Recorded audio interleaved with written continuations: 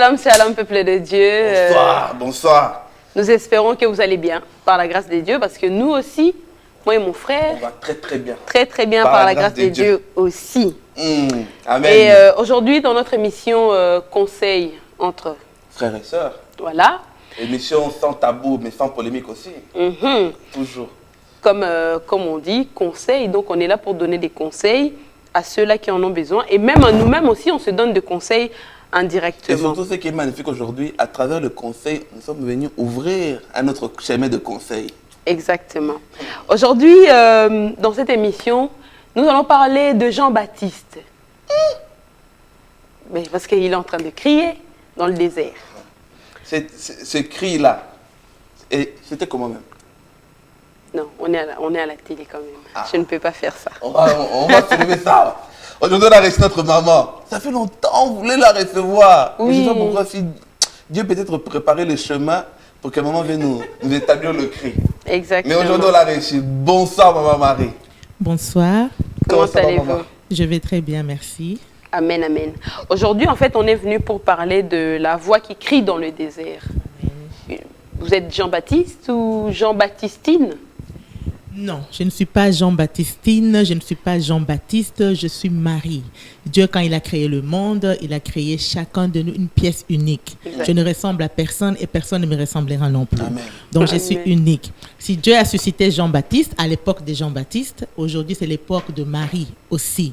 Mais c'est le même esprit qui conduisait Jean-Baptiste qui peut nous conduire aussi aujourd'hui pour la gloire du Seigneur. Et pourquoi seulement alors la voix qui crie dans le désert? Pourquoi spécialement la voix qui crie seulement dans le désert? Oui, mais nous allons quand même rappeler au peuple de Dieu que la voix qui crie dans les déserts, il s'agit d'une nouvelle émission qui va commencer Ce concept, bientôt. ce nouveau concept Oui, qui va comprendre. sur TV La Petit Foi. à petit, vous allez comprendre. Maman, il est venu là. Maman, ça sera notre metteur en scène, présentatrice, servante qui va conduire ce nouveau concept-là qui va commencer à la TV La Foi, comme ma sœur vient de préciser. Donc là, aujourd'hui, là, spécialement pour comprendre en quoi ça va consister. Donc préparez-vous déjà. Pourquoi spécialement la voix qui crie dans le désert, maman? Pourquoi spécialement la voix qui crie dans le désert? Parce que nous voyons qu'aujourd'hui, même votre mission, c'est une voix. Elle crie pour la jeunesse. Elle crie pour les enfants qui sont dans les déserts. Le désert, ce n'est pas seulement le désert physique que nous voyons. Il y a beaucoup de gens qui sont dans des situations tellement difficiles, mais Dieu suscite chaque personne pour son temps. Et ce temps ici, je pense que le Seigneur a permis que je puisse apporter aussi quelque chose par rapport à ce qu'il m'a donné. Parce que le Seigneur dit qu'on ne donne que ce qu'on a. Oui. Pourquoi cette inspiration? Je pense que on voulait faire l'émission depuis très longtemps, mais le premier nom qu'on avait trouvé, c'était Discutons ensemble. Et après, je n'étais pas à l'aise avec ce nom-là. Et un jour, j'étais en train d'écouter la parole de Dieu et une parole qui m'a frappée, c'était vraiment... Je suis la voix de celui qui crie dans le désert. Et lorsque je commençais à méditer, le désert, c'était quoi? Je me suis dit, waouh! Donc, pourquoi je ne donnerais pas à mon émission ce nom-là? Et crier dans le désert, c'est vraiment donner la vie, parce que dans le désert, il n'y a pas de vie. Dans le désert, il y a la mort. Dans le désert, il y a le danger. Dans le désert, il y a tout ce que nous pouvons voir, par exemple, je donne l'exemple de la Belgique. Dans l'aspect physique, comme ça, c'est un beau pays, mais c'est un désert. Parce que les gens n'ont pas de vie. Oh là là là là là là. Il y a beaucoup de gens. Mais oui, il y a donc beaucoup nous, de les gens. chrétiens, aujourd'hui, en Belgique, on n'a pas de vie. Il y a beaucoup de gens n'ont pas de vie. La vie, c'est la vie de Christ, la vie de Dieu. C'est lui la source de vie. Mais beaucoup de gens n'ont pas de vie. Et nous, les chrétiens? Même nous, les chrétiens? Si quelqu'un, il est véritablement chrétien, il a la vie de Christ dans lui, donc il a la vie. La vie, c'est tout ce qui est manifeste, qui apporte, qui représente Christ. Christ lui-même, il est la vie. Ceux qui n'ont pas Dieu n'ont pas la vie. Voilà pourquoi nous, les chrétiens, nous sommes là pour leur communiquer la vie, parler à ces personnes pour qu'ils puissent recevoir Christ et connaître la vie que nous avons. N'est-ce pas, c'est un bonheur d'être un enfant de Dieu? Exactement. C'est vraiment un très très grand bonheur d'être un enfant de Dieu. Mais maintenant, la voix qui crie, on voit le verbe crier dedans, qui crie dans les déserts. Ça va nous apporter quoi, nous chrétiens? ça va nous apporter quoi, nous chrétiens? Nous devons d'abord savoir que ça va nous apporter quoi, nous chrétiens? Nous devons savoir que le mot d'abord, la voix, le mot crier. Crier, c'est quand quelqu'un crie, c'est quelqu'un qui appelle. Ça peut être quelqu'un qui appelle au secours. Et quelqu'un qui appelle, où tu peux appeler quelqu'un, tu peux parler. La voix, ce n'est pas seulement la voix, ça peut être aussi un son. Un son, c'est un instrument. Lorsque le Seigneur dit que les derniers temps, le dernier jour, la trompette va sonner. Mais dans cette trompette, il y a une voix, il y a un message qui parle par rapport aux enfants de Dieu qui vont ressusciter ce jour-là. Et la musique, par exemple, quand nous prenons la musique, nous prenons tous les branches. Quelqu'un qui chante, il parle. Il peut aider quelqu'un qui est dans une situation difficile. Un seul mot peut aider.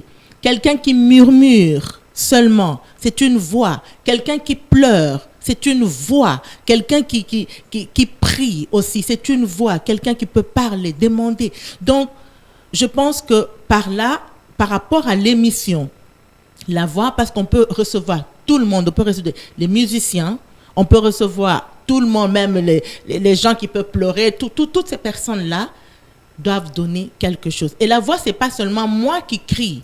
Il y a aussi de l'autre côté des gens qui crient dans les déserts. Nous voyons avec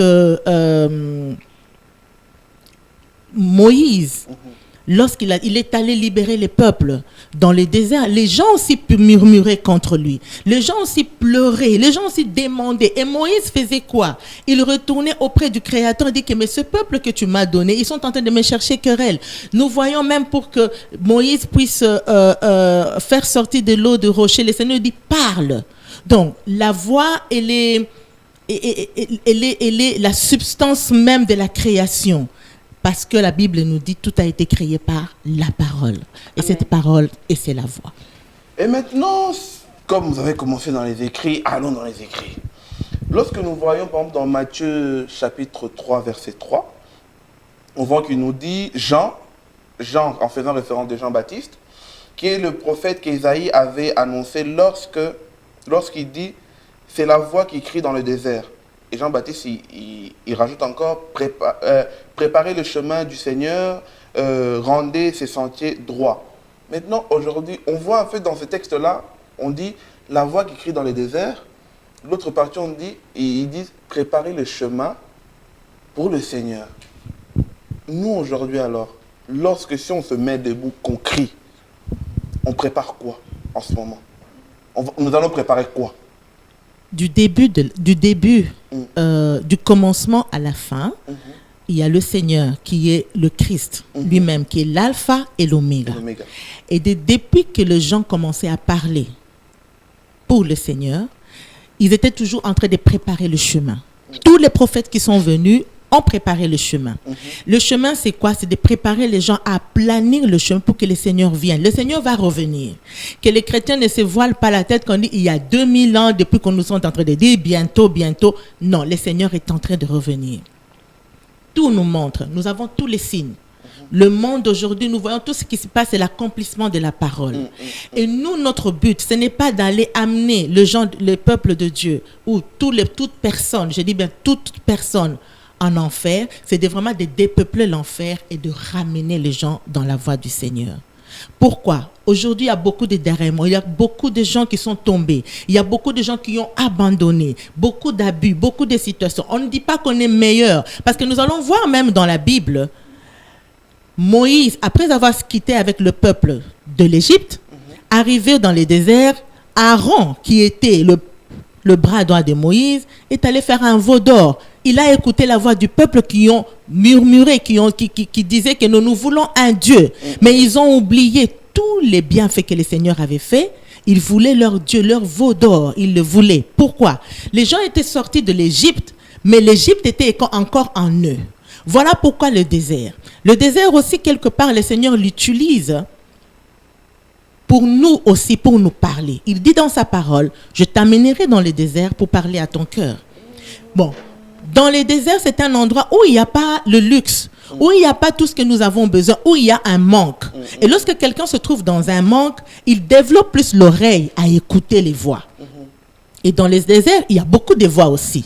Il y a des voix des reptiles, il y a des voix des scorpions, Il y a des voix de toutes sortes d'animaux, des serpents, toutes sortes de choses. Oui, ça se trouve aussi, et ça se trouve là-bas. Maintenant, la voix de Dieu, pourquoi la voix de Dieu? Parce que dans la voix de Dieu, il y a la paix. Lorsque le Seigneur vient te parler, la première des choses, tu vas sentir la paix. La paix t'envahir. Et quelqu'un qui est dans le désert, c'est quelqu'un qui est dans les tourments.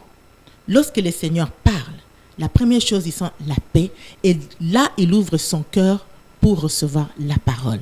Et de l'autre côté encore, le Seigneur il dit que c'est lui-même, il dispose. Dans cette émission, le Seigneur va disposer les gens aussi pour recevoir ce que nous allons dire. C'est comme conseil entre frères et sœurs. Le Seigneur aussi a préparé un groupe de gens pour écouter, pour suivre. Parce que la parole de Dieu dit ceci: personne ne viendra à lui si lui-même ne l'a pas attiré. Donc, nous voyons que là, le Seigneur lui-même est en train de préparer. Nous, notre travail maintenant, c'est de parler au peuple de Dieu, ceux qui sont dans les mauvaises voies, de quitter et de revenir sur le chemin du Seigneur, afin de recevoir le salut. Amen. Et maintenant, on voit que quand les peuples de Dieu sont sortis de l'Égypte, ils sont passés par le désert. Et quand Jean-Baptiste devait préparer le chemin du Seigneur, il était la voix qui criait dans le désert, donc on doit supposer qu'il était dans le désert. Mais maintenant, le désert, c'est un chemin obligatoire pour toute personne qui veut servir Dieu, ou comment? Certainement, c'est un chemin obligatoire pour toute personne qui veut servir Dieu. Parce que Dieu, on ne les sert pas avec certains conforts. Dans les déserts, c'est un endroit d'abandon. C'est un endroit où c'est un endroit de défection. On se sépare des personnes. On peut se séparer des personnes très chères. On peut se séparer des choses qu'on aime. C'est un endroit où tu vois, sortir de quelque part, physiquement, il faut qu'il y ait aussi une sortie spirituelle. C'est deux choses différentes. Parce que quelqu'un peut accepter le Seigneur aujourd'hui et ne pas abandonner sa mauvaise vie. Venir à l'église, cela n'atteste pas qu'on est chrétien. En ce moment, on est quoi alors? On est dans les processus de changement. On est chrétien hybride? Non. D'abord, le titre d'être chrétien, le titre d'être chrétien, c'est vraiment avec le temps. Dieu nous amène dans ce chemin-là pour nous purifier. Quand nous voyons d'abord, il voulait purifier physiquement et spirituellement. Mentalité, comme le Seigneur dit, renouveler l'intelligence. Prenons l'exemple quand le Seigneur il dit à Moïse, va libérer mon peuple. C'est comme le Seigneur me dit, commence une émission, la voix qui crie dans les déserts. Mais le Seigneur ne me dit pas, c'est que je veux retrouver sur mon chemin. Le Seigneur ne me montre pas les pharaons qui vont me résister. Le Seigneur ne me montre pas les gens qui vont s'opposer à moi. Mais le Seigneur me montre seulement la fin de l'histoire. Donc, là maintenant, pour que je puisse conduire cette émission, c'est moi qui dois être à l'écoute du Seigneur. Je ne veux pas conduire l'émission sur ma propre intelligence, je ne le saurais pas. Parce que c'est lui qui dispose les cœurs et les reins, c'est le Seigneur. C'est lui qui connaît quel thème que tu vas parler tel jour, c'est le Seigneur. Pourquoi? Parce qu'il dispose une ou deux personnes pour écouter la parole qui va sortir de ma bouche, inspirée par lui-même. Amen. Mais j'ai quand même une question, je ne sais pas si elle est dans le sujet ou pas. Ici, puisqu'on parle du désert, le désert, donc c'est un chemin d'où on vient, on traverse pour aller là où Dieu veut qu'on aille, comme il a fait avec les enfants d'Israël. Ils ont fini par arriver à Canaan, le pays où coule le lait et le miel. Mais maintenant, aujourd'hui, vous n'avez pas l'impression que le chrétien, lorsqu'il sort de là où ils sont, pour aller là où Dieu veut qu'on aille, on doit passer par le désert, mais on s'arrête au désert. Mais nous allons voir, la Bible n'a jamais changé. La parole de Dieu qui dit que il n'y a rien de nouveau sous le soleil. Les enfants qui sont sortis de l'Égypte, beaucoup sont restés dans les déserts. Et beaucoup sont morts dans les déserts. Tu peux sortir de l'église, tu peux accepter le Seigneur et mourir aussi dans les déserts. Ne pas accomplir le but dans lequel le Seigneur t'a appelé. C'est ce qu'on appelle, c'est ce qu'on dit un péché. Le péché, c'est manquer le but.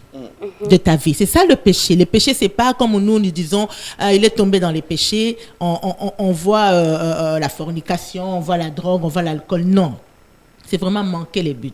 Lorsque le Seigneur va libérer tout un peuple, afin que ces peuples-là arrivent dans le pays de destination qu'il a donné, et plusieurs sont restés en route, nous allons voir là-dedans. Nous allons voir l'idolâtrie, nous allons voir les murmures, nous allons là-dedans, il y a l'adultère, il y a la fornication, il y a toutes ces choses-là qui ont fait que ces gens-là, sur le chemin, ils sont tombés. Et dans le désert, lorsque tu traverses, et que pour arriver dans la terre promise, il faut être attentif au Seigneur, à ce que le Seigneur dit. Quelle est la volonté du Seigneur? Le Seigneur dit dans sa parole, lorsque tu obéis à ma voix, lorsque tu entends ma voix, tu obéis à cette voix et tu mets en pratique ce que je te dis, je ne te frappe, j'éloignerai de toi toutes les maladies que j'ai frappées en Égypte. Ça, c'est un.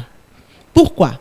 Ce n'est pas le fait de voir les Égyptiens mourir qui fait que toi, tu seras épargné si tu désobéis. Mais peut-être c'est du fait que, par exemple, je sais que lui, c'est mon père, je peux prendre l'argent dans sa poche, il va s'énerver, mais ça ne changera rien, je resterai quand même sa fille. Donc peut-être, c'est nous les chrétiens aujourd'hui, on sait qu'on a accepté Christ dans notre vie, et que mais peu on connaît importe... juste pas nos droits et nos devoirs, non, en fait. ou bien on sait qu'on a trop confiance, en fait, on sait que c'est mon Dieu, je vais pécher aujourd'hui, je demanderai pardon demain. C'est peut-être pas la confiance qui fait que... Non, Dieu dit, tous ont péché et sont privés de la gloire de Dieu. La Bible nous dit, la nature ne vous enseigne-t-elle pas? Chaque jour, tu prends un bain, n'est-ce pas? Tu ne sors jamais sale. Donc, tout chrétien doit avoir la mentalité de la repentance. C'est purifié pour être agréable. Dieu est tellement saint. Il ne regarde pas, ses yeux ne peuvent pas regarder les péchés. Il est tellement saint. Si je veux marcher avec le Seigneur, je dois pouvoir ajuster ma vie à ses commandements. C'est ça que je peux aller jusqu'à la destination. Ça veut dire quoi? Lorsque nous voyons dans la Bible le diable venir tenter Jésus, la Bible nous montre que Jésus sortait d'un jeûne de 40 jours, sans manger ni boire. Logiquement, 40 jours, on a très faim, on est fatigué. Pensez-vous que quand le diable est venu lui dire de changer ce pierre en pain, il ne lui a pas donné du pain directement? Spirituellement, il lui a miroité le pain. Il lui a montré le pain, un bon pain. Tu as faim, un très bon pain. Qu'est-ce que tu vas faire? Bien chaud, là. Bien chaud, avec une bonne odeur. Baguette.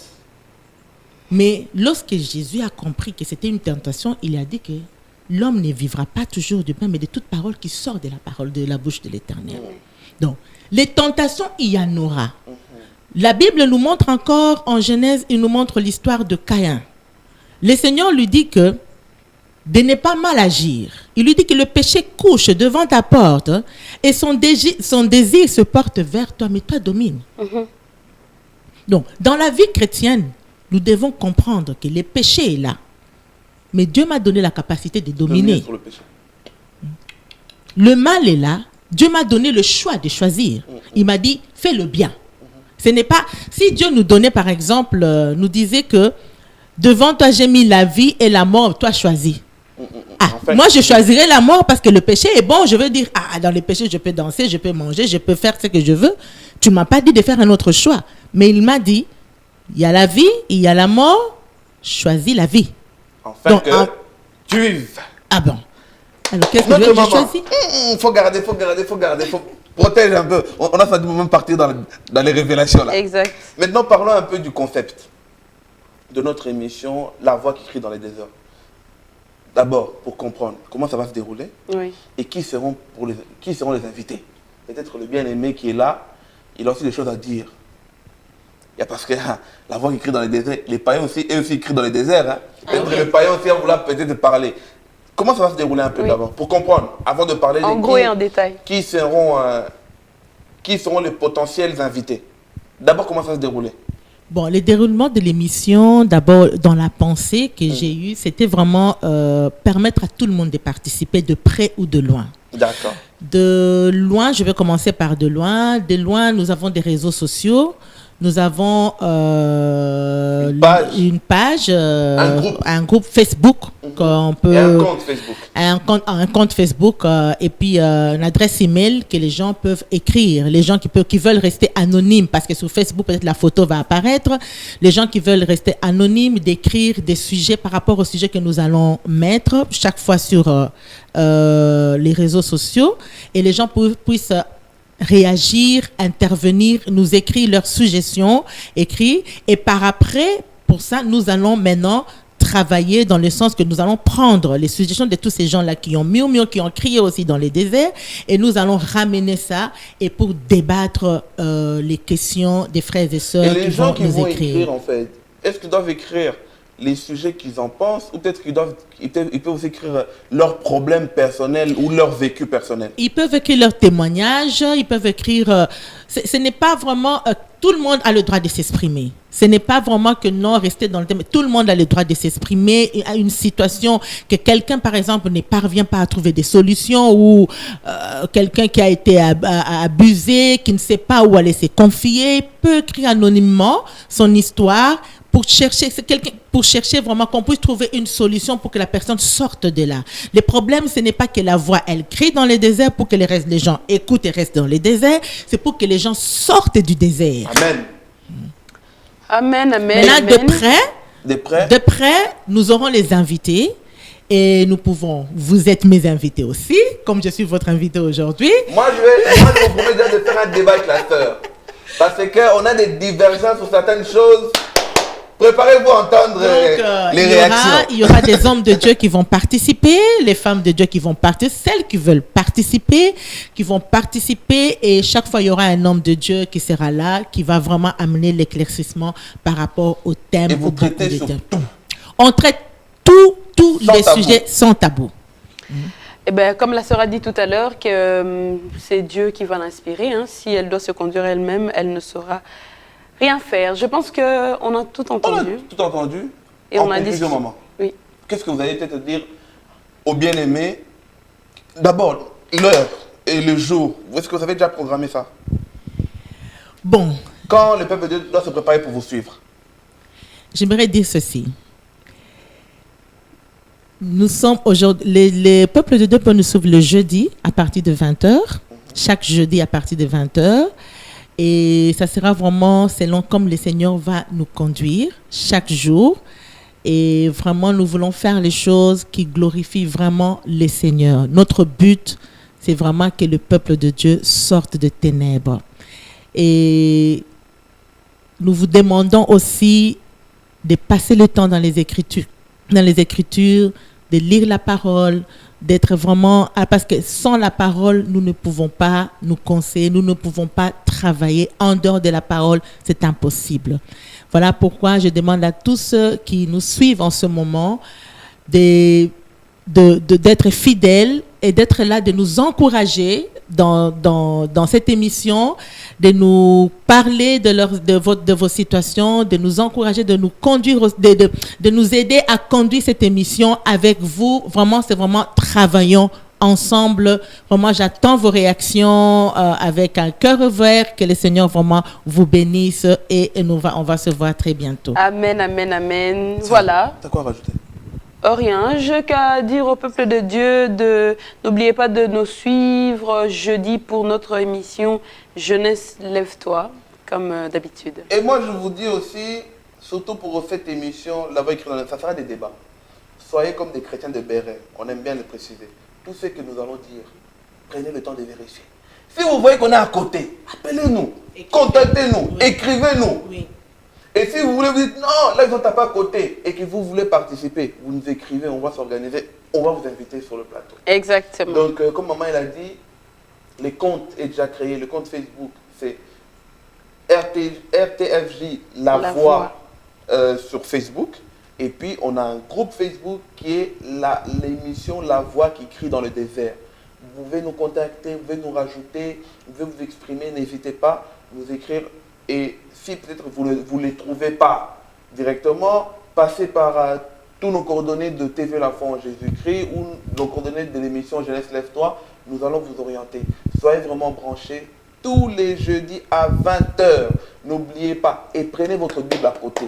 Parce Amen. que nous n'allons pas sortir de l'écriture. Nous ne sommes pas venus pour polémiquer seulement, dire des choses. Non, nous voulons vraiment rester sur les écritures. Amen. Dans Que- les comptes email aussi Ah pour oui. les gens. Les comptes email. Donc c'est la voix qui crie dans le désert, tout attaché. @gmail.com. La voix qui crie dans le désert, tout attaché, @gmail.com. Que Dieu vous bénisse abondamment. À très très bientôt. Au revoir.